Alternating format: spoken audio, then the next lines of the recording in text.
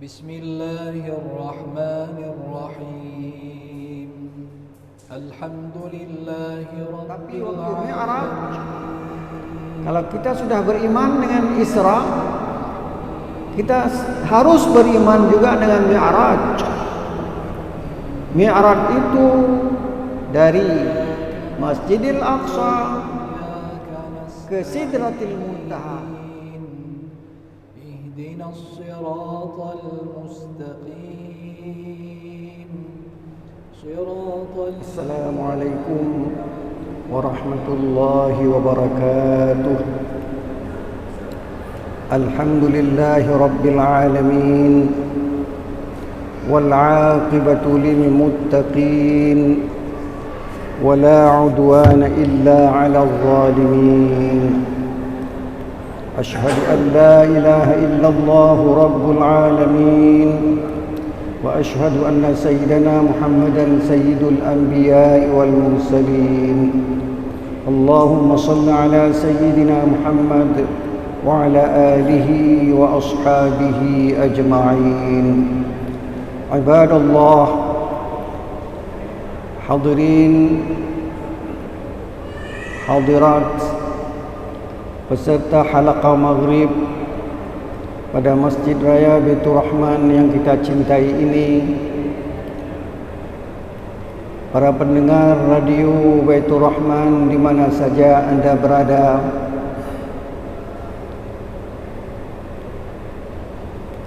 para pendengar radio Republik Indonesia Banda Aceh, para pendengar Serambi FM, dan para pendengar radio-radio lainnya yang turut serta menyebarluaskan halaqah maghrib dari Masjid Raya Baitur Rahman Banda Aceh.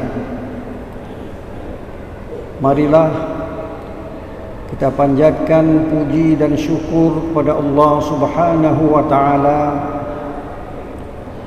Kita diberi kesempatan hidup sampai dengan bulan Sya'ban tahun 1445 Hijriah.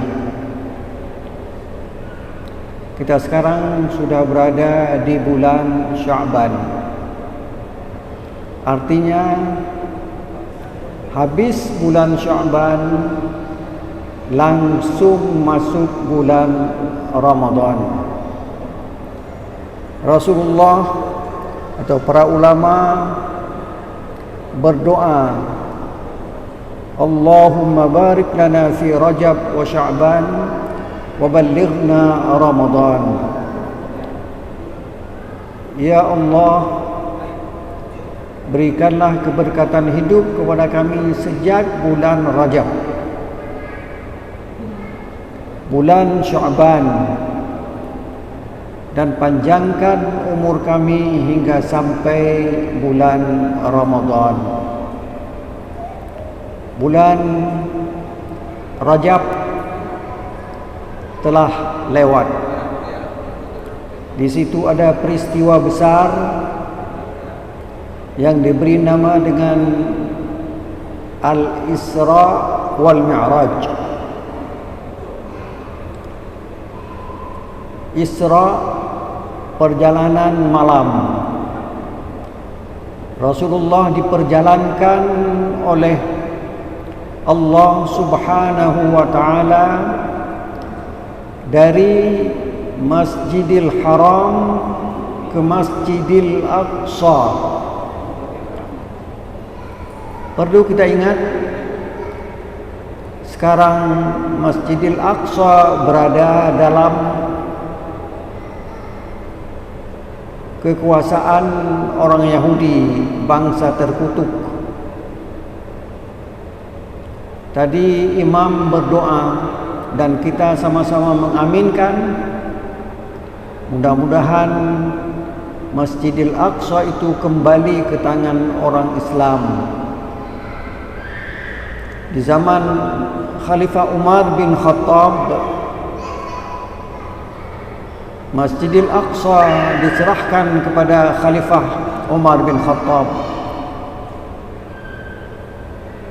Tetapi karena kita lalai, saling salah menyalahkan, kita tidak kompak,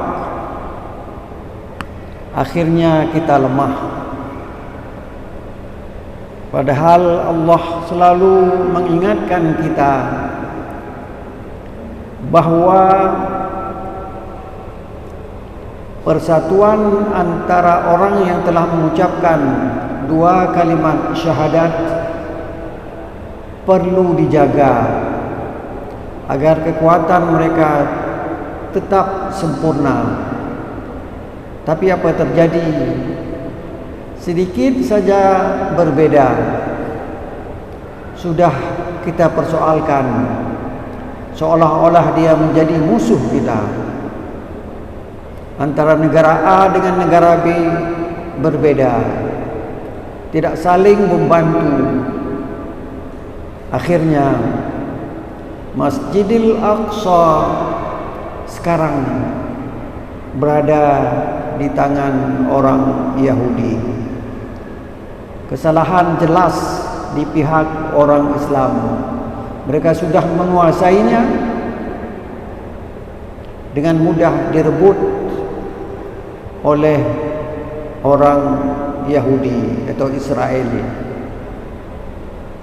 Jadi perjalanan Isra dan Mi'raj dari Masjidil Haram, Rasulullah bukan jalan sendiri, tapi diperjalankan. Subhanalladzi, a'udzu billahi minasyaitonir rajim. Subhanalladzi asra bi'abdihi. Maha suci Allah yang memperjalankan hambanya.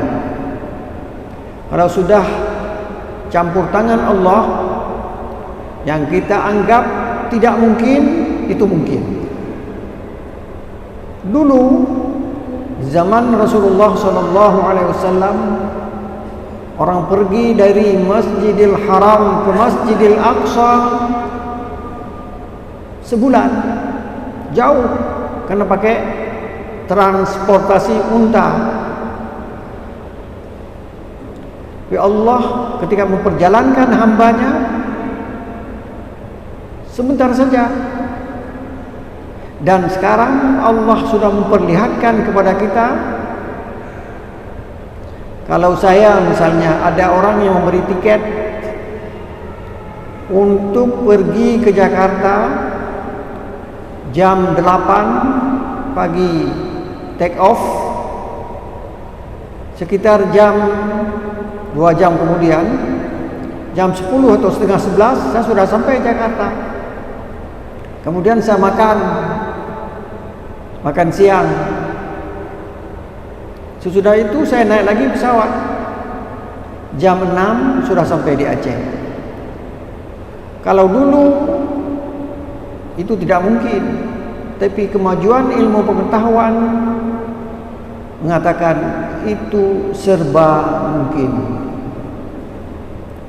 Jadi perjalanan Isra dan Mi'raj itu ada dua fase. Fase pertama dari Masjidil Haram sampai ke masjid, dari masjid ke masjid. Itulah sebuah perjalanan yang penuh berkah. Bukan dari masjid ke tempat minum khamar, tidak. Dari masjid ke masjid, dari Masjidil Haram ke Masjidil Aqsa. Orang tahu batas pertama dan batas terakhir, karena orang sudah pernah pergi. Tapi waktu Mi'raj, kalau kita sudah beriman dengan Isra, kita harus beriman juga dengan Mi'raj. Mi'raj itu dari Masjidil Aqsa ke Sidratil Muntaha. Berapa jauh? Tidak ada satu orang pun yang tahu berapa jarak perjalanan tersebut. Tapi semua perjalanan itu terjadi pada satu malam. Maka ilmu pengetahuan membantu kita untuk kita beriman terhadap kejadian Isra dan Mi'raj itu. Kalau saya mungkin lahir waktu Nabi masih hidup, mungkin pikiran saya belum bisa saya terima karena belum pernah terjadi. Tapi sekarang kalau kita lihat kemajuan ilmu pengetahuan, lebih dari itu orang akan percaya, asal yang membuatnya adalah Allah Subhanahu wa taala. Itulah sebabnya Abu Bakar As-Siddiq ketika ditanya, diberitahukan, "Kamu Abu Bakar tahu apa cerita tadi malam?" "Enggak." "Apa?" "Muhammad yang cerita ini orang kafir. Muhammad berjalan dari Masjidil Haram ke Masjidil Aqsa, dari Masjidil Aqsa ke Sidratil Muntaha dan pulang lagi malam itu juga." Abu Bakar Siddiq menjawab, "Lebih dari itu saya percaya." Padahal kemajuan ilmu pengetahuan di saat itu belum sampai, tapi beliau sudah duluan percaya.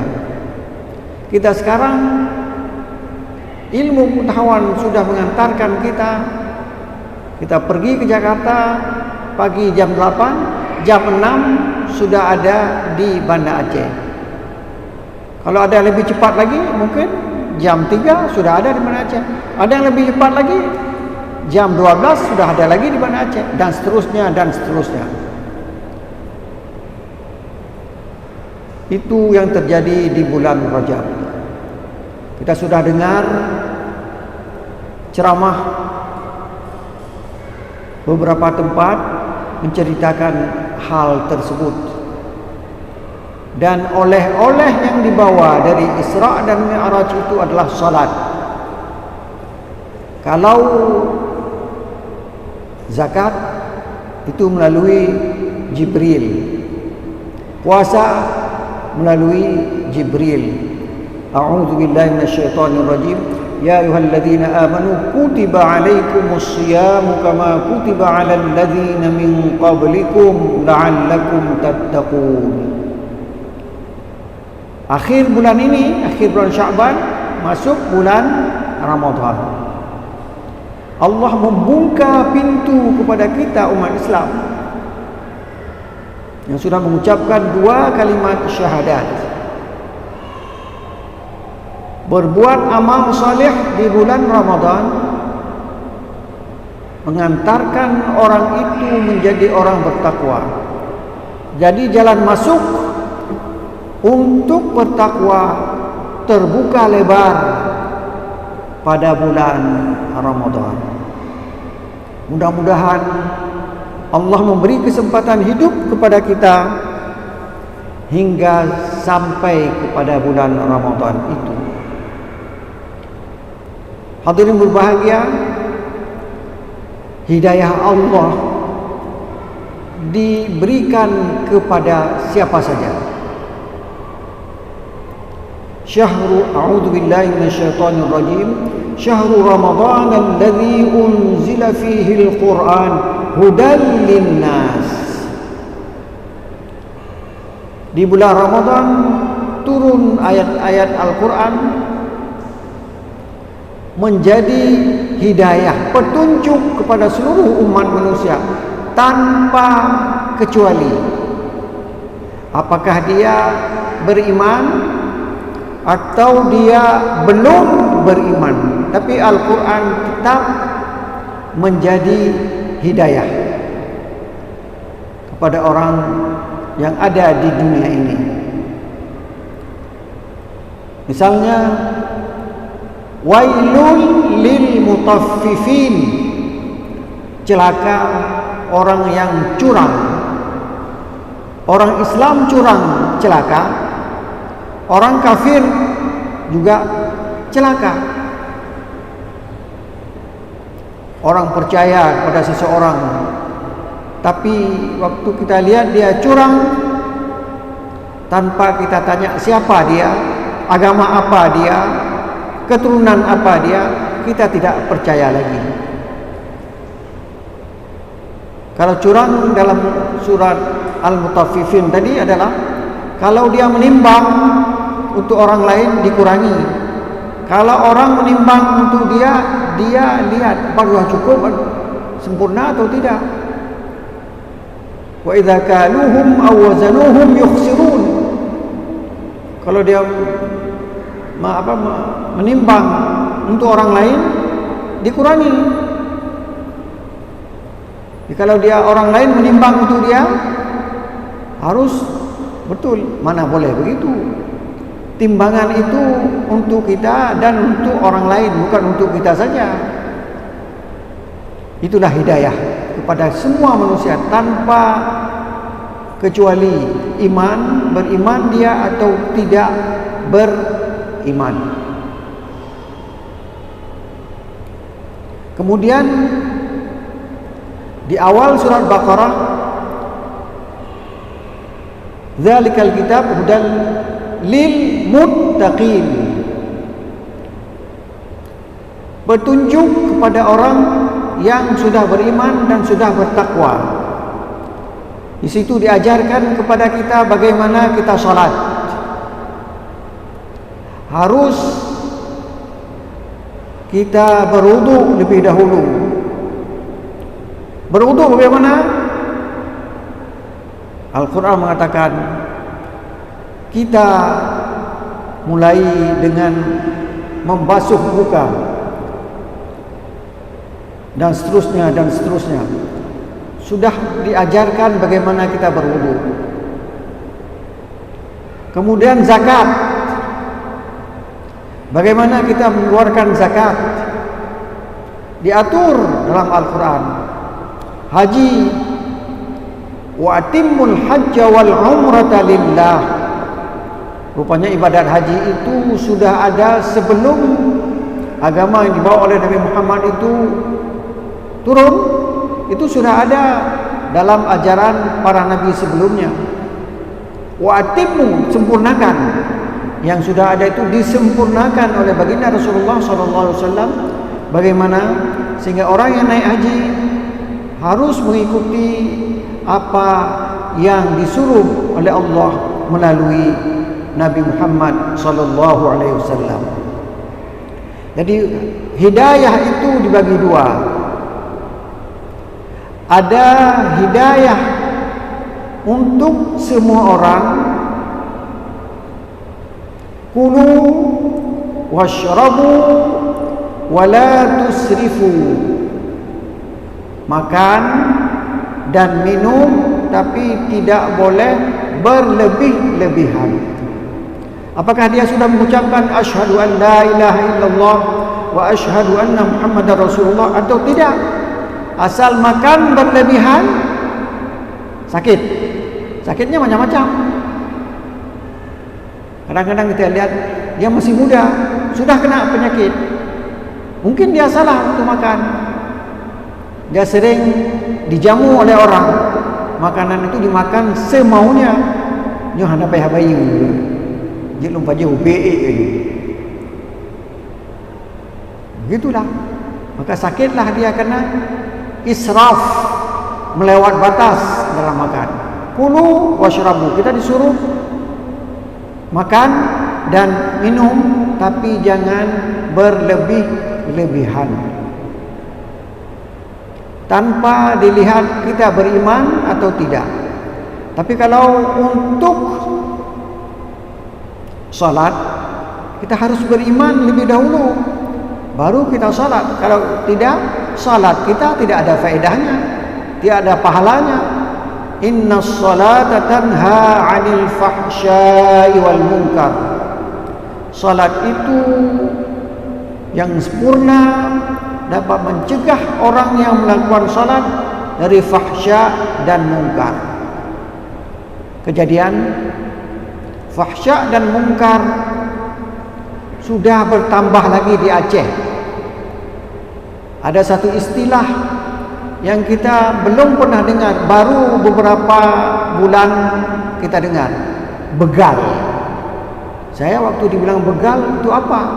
Saya kira itu makanan. Rupanya sifat anak-anak yang kira-kira 14 tahun sampai 18 tahun, karena tidak diajarkan oleh orang tuanya, maka mereka kena sabu-sabu. Sesudah kena sabu-sabu, mereka buat sebuah persatuan.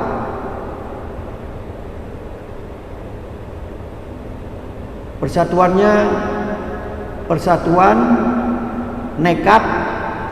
Satu lagi ada tambahannya saya lupa. Jadi persatuan itu nekat, kerjanya nekat saja. Ada kejadian yang terjadi di Banda Aceh. Kita dengar mereka langsung datang ke warung kopi dan ingin membunuh orang. Kenapa? Karena dia baru kena sabu-sabu dan mereka sudah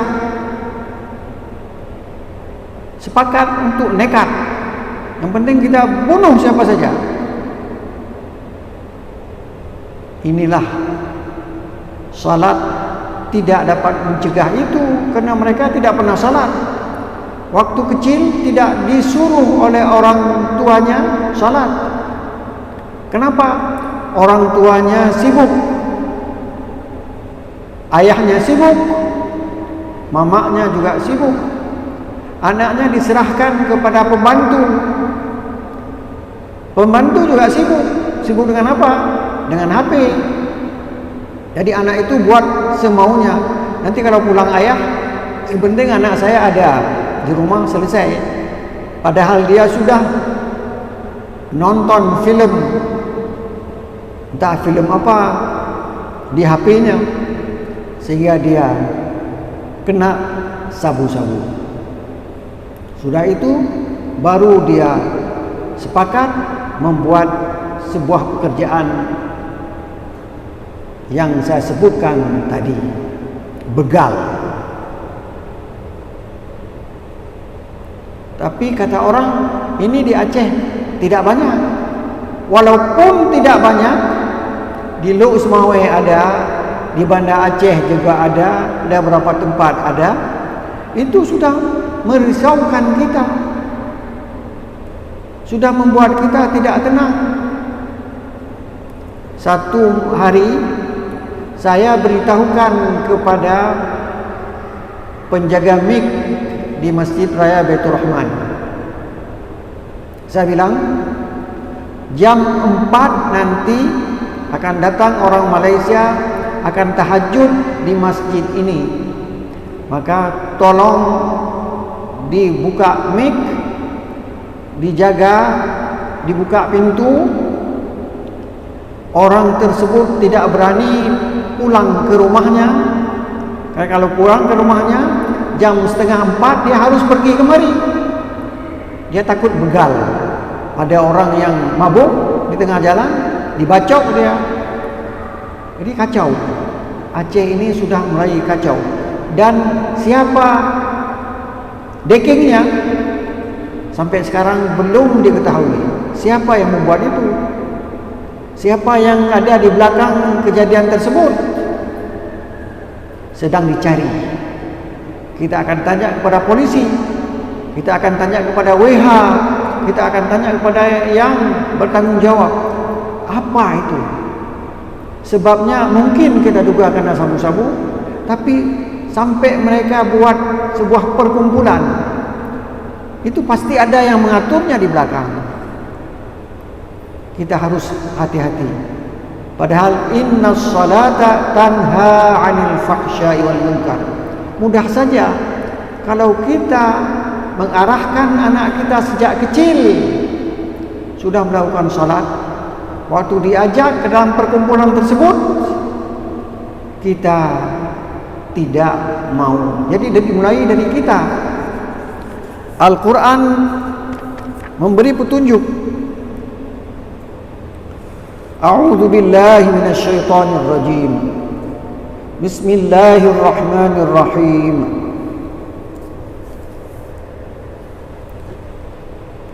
Ya ayyuhalladzina amanu alaikum anfusakum. Wahai orang-orang yang telah beriman. Kita semua sudah beriman, sudah mengucapkan 2 kalimat syahadat, sudah salat, sudah mengeluarkan zakat, sudah ini. Alaikum anfusakum. Jagalah dirimu sendiri. Kewajiban kamu menjaga dirimu. Qu anfusakum wa ahlikum nara. Jaga dirimu lebih dahulu. Jadi kita harus salat betul, baru kita ajar salat kepada anak. Jangan kita mengajarkan anak kepada salat, ajarkan anak untuk salat, kita sendiri enggak betul. Rukuknya enggak betul, sujudnya enggak betul dan sebagainya. Banyak orang baru sadar ketika sudah berumur 50 tahun, anaknya sudah besar, maka disuruh anak begini. Dia lihat ayah dengan mama, subuhnya kalau salat subuh udah jam 7. Padahal hari ini keluar matahari entah jam 6 sekian, 45 entah sekitar itulah. Saya tidak ingat betul. Jadi kalau jam 7 sudah terbit matahari, dia tidak salat lagi di waktu subuh. Ada yang mengatakan dia qadha. Apa dari pertama kita sudah ajarkan anak untuk qadha sembahyang? Kalau tidak, salat saja nanti waktu Isya, qadha dari subuh, zuhur, asar, maghrib sekali gitu. Al-Quran tidak mengajarkan demikian. Rasulullah pun tidak mengajarkan kita demikian. Jadi kita sendiri harus menjaga diri kita. Alaikum anfusakum atau qu anfusakum. Jagalah dirimu dulu, baru jaga anakmu. Kita sekarang ajarkan anak, kita antar anak ke pengajian, diajarkan doa makan bagaimana. Tapi kita waktu makan tidak berdoa. Dilihat semua anak, rupanya saya lebih pintar daripada ayah saya. Kalau bangun, kita disuruh ajar doa, tapi ayah saya bangun tidak baca doa. Jadi kita sekarang yang sudah tua, termasuk saya tidak bilang sama orang lain, saya banyak doa saya tidak bisa, karena dulu bukan itu yang diajarkan. Maka kita harus malu kepada anak-anak yang sudah menghafalkan doa demikian banyak. Ya ayyuhalladzina amanu alaikum anfusakum. Wahai orang-orang beriman, kewajibanmu menjaga dirimu sendiri. Ayat lain, qu anfusakum wa ahlikum nara. Jangan kamu saja, sudah apa itu keluargamu juga begitu.